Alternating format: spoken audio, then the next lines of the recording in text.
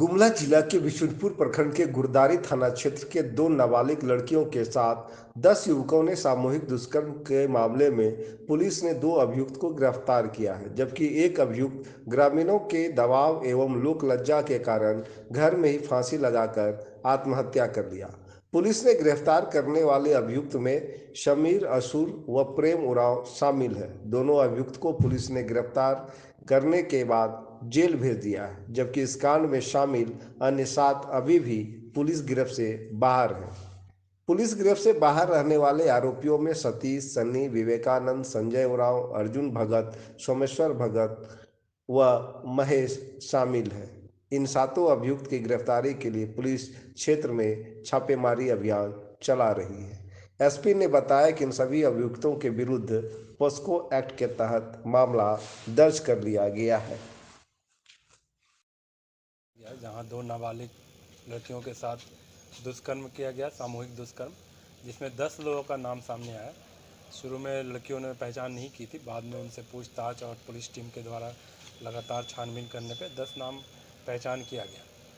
उस 10 नाम के में पहचान करने के बाद एफआईआर दर्ज किया गया है और उसमें एक साइटी की टीम गठन की गई 16 तारीख को, और उसमें लगातार छापामारी करके 2 मेन एक्यूज जो थे, प्रेम उरांव और समीन असूर, दोनों को गिरफ्तार कर लिया गया है। बाकी जो 8 अपराधी अभी भी हमारी गिरफ्त से बाहर है, लेकिन शीघ्र ही उनको गिरफ्तार कर ली जाएगी। उनकी पहचान हो चुकी है। जब एक सूचना आई थी कि जिसमें एक अपराधी जो केस में नामजद भी है, उसने गांव में कुछ बैठक हुआ था, उसके बाद उसने फांसी लगा लिया। पुलिस वहां पे मौके पे पहुंची, उसने बॉडी को पोस्टमार्टम करा के अभी हम लोग उस पर आगे की छानबीन कर रहे हैं। कुल 10 लोगों का नाम सामने आया है। सर, एक घटना मेला देखने का लौटने के दौरान जी हाँ, ये लड़की अपनी 2 बहनें थी, 2 फ्रेंड्स थी और अपने चचेरे भाई के साथ मेला देख के लौट रही थी, जहाँ उनके साथ दुष्कर्म किया गया। इस मामले को लेकर राज्य के प्रमुख विपक्षी दल भाजपा ने सरकार पर निशाना साधा है। भाजपा के प्रदेश अध्यक्ष डॉक्टर दीपक प्रकाश एवं अनुसूचित जनजाति मोर्चा के प्रदेश अध्यक्ष शिवशंकर उरांव पीड़ित परिवार से जाकर मिले एवं हर संभव सहायता करने का आश्वासन दिया। भाजपा ने कहा है कि इस गैंगरेप की जितनी भी निंदा की जाए वह कम है, यह समाज के लिए अपमानजनक है। भाजपा ने कहा कि जब से हेमंत सोरेन की सरकार बनी है, तब से लगातार अपराधी व उग्रवादियों का बोलबाला हो गया है। राज्य में कानून व्यवस्था नाम की कोई चीज नहीं है। प्रदेश अध्यक्ष डॉक्टर दीपक प्रकाश ने कहा कि 19 महीना के हेमंत सरकार में 2100 से अधिक आदिवासी, मूलवासी, दलित इत्यादि को प्रताड़ित करने की घटना घटी है। यह सरकार मोनी बाबा की सरकार है। यहाँ कानून व्यवस्था नाम की कोई चीज नहीं। बिशुनपुर गुरदारी में एक भयावह घटना कह सकते हैं कि मन को तकलीफ देने वाला और समाज में पीड़ादायक घटना है। ये समाज के लिए पीड़ादायक घटना है और भारतीय जनता पार्टी उस घटना की घोर निंदा करती है। आज पूरे प्रदेश की ओर से मेरे साथ आदित्य साहू जी, प्रदेश के महामंत्री, और गंगोत्री कुजू और हमारे अनुष्का के प्रदेश के अध्यक्ष, सब लोग हम लोग यहाँ पर आए थे। उनके परिवार से मिले और ऐसे संकट के समय में पूरी भारतीय जनता पार्टी उनके परिवार के साथ खड़ी। दुर्भाग्य से राज्य झारखंड में जो वर्तमान राज्य की सरकार 19 महीने की सरकार और 3100 महिलाओं के साथ बलात्कार की जाती है। हम कह सकते हैं कि ये सबसे दुर्भाग्य है कि महिलाओं के साथ लगातार बलात्कार की घटनाएं घट रही है और राज्य की सरकार, हेमंत सोरेन जी की सरकार, कांग्रेस के समर्थन वाली सरकार, आरजेडी की समर्थन वाली सरकार मुखदर्शक बनकर के बैठी हुई है। और ये सरकार लगातार पूरी घटनाओं को नज़दीक से समझ नहीं पा रही है। कानून व्यवस्था लगातार यहाँ पर पूरे प्रदेश में गिरती चली जा रही है और यहाँ पर आने के बाद मुझे जानकारी हुई कि एक नहीं बल्कि और अन्य स्थानों पर भी बलात्कार की घटनाएं यहाँ घटी है, जिसका 164 पर बयान दर्ज हुआ है। और हमने कहा कि महिलाओं के, बच्चियों के साथ, नाबालिग बच्चियों का 164 का बयान दर्ज हो और फास्ट ट्रैक पर जल्द से जल्द फास्ट ट्रैक पर इस मुकदमे को ला करके जल्द से जल्द अपराधियों को कानून सम्मत न्याय उसको अपराधियों को सजा मिले। और इन बच्चियों को लिए जो बच्ची आज बेसहारा महसूस कर रही है, मासूम चेहरा, उनकी माँ से हमको भेंट हुई, मासूम उनकी माँ को ऐसा लग रहा है कि दुनिया मेरी उजड़ चुकी है। और ऐसे समय में राज्य की सरकार को, हेमंत सोरेन जी की सरकार को और वहाँ के जनप्रतिनिधि को, बिशुनपुर के जनप्रतिनिधि, कोई चिंता नहीं है। इसलिए राज्य सरकार से मांग करते हैं कि कड़ी से कड़ी सजा इन अपराधियों को मिले। इसलिए ये मुकदमा फास्ट ट्रैक के माध्यम से चले।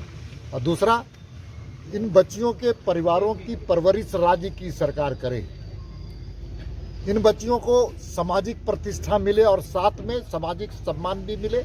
और इनके परिवार की जो आर्थिक स्थिति वो अच्छी नहीं है, इसलिए उस परिवार से किसी एक व्यक्ति को सरकार की में नौकरी भी उनको मिलना चाहिए। और हम सब लोग पूरे तरह से इनके परिवार के साथ हैं। पूरे गुमला जिला के हमारे सारी इकाई के जितने भारतीय जनता पार्टी के नेता हैं, सब लोग इस परिवार के पीड़ा के साथ हैं। और साथ में राज्य की सरकार को मैं चेतावनी देना चाहता हूँ कि संभलने का काम कीजिए। समाज आपसे खफा है, समाज आपके खिलाफ अब उठ खड़ा हुआ है। और इस घटना को संवेदनशीलता का परिचय देते हुए न्यायपूर्वक निर्णय लीजिए। विधि व्यवस्था, शासन प्रशासन चुस्त था। इस प्रकार की जो घटनाएं अभी घटी हैं बलात्कार की, 19 से 20 महीने होने जा रहे हैं वर्तमान हेमंत सोरेन की सरकार को। इस सरकार के इस कार्यकाल में 3000 से अधिक आदिवासी सदान क्षेत्र के जो झारखंडी महिलाओं के साथ, जिसमें 90% जनजाति महिलाएं, बेटी बहन, उनके साथ बलात्कार और हत्या हुई है, ये रिकॉर्डेड है। अभी जो घटना घटी है ये स्पष्ट इस बात को दर्शा रहा है कि इस सरकार का, प्रशासन का खौफ किसी पर नहीं। मैं यह भी बताना चाहता हूँ, इस प्रकार की घटनाएं तो हो ही रही हैं, बलात्कार हत्या की घटनाएं, साथ ही साथ अन्य जो आपराधिक घटनाएं जो बढ़ी हैं इस कालखंड में, वह इसको जनता महसूस कर रही है और त्राहिमाम कर रही है।